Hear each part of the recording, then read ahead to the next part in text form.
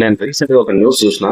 ఒక తమ్ముడు తన అక్క వేరే కులానికి చెందిన వ్యక్తిని లవ్ చేస్తుందనే విషయం తెలుసుకుని ఆమెను అతి కిరాతకంగా చంపి తనే పోలీస్ స్టేషన్ లో లొంగిపోయాడు. అయితే ఈ న్యూస్ చూసినప్పుడు జనరేషన్ అనేది ఇంత దారుణంగా ఉంది అనిపించింది. కానీ రీసెంట్ గా బీహార్ లో జరిగిన ఒక ఇన్సిడెంట్ చూసిన తర్వాత నా ఒపీనియన్ చేంజ్ అయింది. అసలు ఏం జరిగిందంటే, బీహార్ కు చెందిన ప్రాచీ కుమారి అని చెప్పి ఒక అమ్మాయి అక్కడి 12th ఎగ్జామ్స్ లో స్టేట్ టాపర్ అయింది. అయితే ఆమెకు తల్లి గాని తండ్రి గాని లేడు. ఆమె ఇంతవరకు చదవడానికి రీజన్ వాళ్ళ తమ్ముడు వయసులో చిన్నోడైనా కానీ తన చదువును త్యాగం చేసి వాళ్ళ అక్క కోసం ప్రతిరోజు కూలీ పని చేసి రూపాయి కూడబెట్టి వాళ్ళ అక్కను చదివించాడు. వాళ్ళ అక్క కెరీర్ కోసం తన కెరీర్ ను త్యాగం చేశాడు.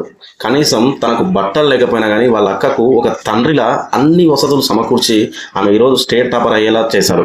ఈ విషయాన్ని ఆ అమ్మాయి చాలా ఎమోషనల్ గా ఏడుస్తూ చెప్పింది. ఆ వీడియో ఇప్పుడు మీరు ఇక్కడ చూడండి. भाई भी पढ़ करके आए। आपका भाई बड़ा है या छोटा है? छोटा है। आपका छोटा है, वो पढ़ के पूरा घर चलाता है। Yes, sir। ये पिताजी नहीं है। बाकी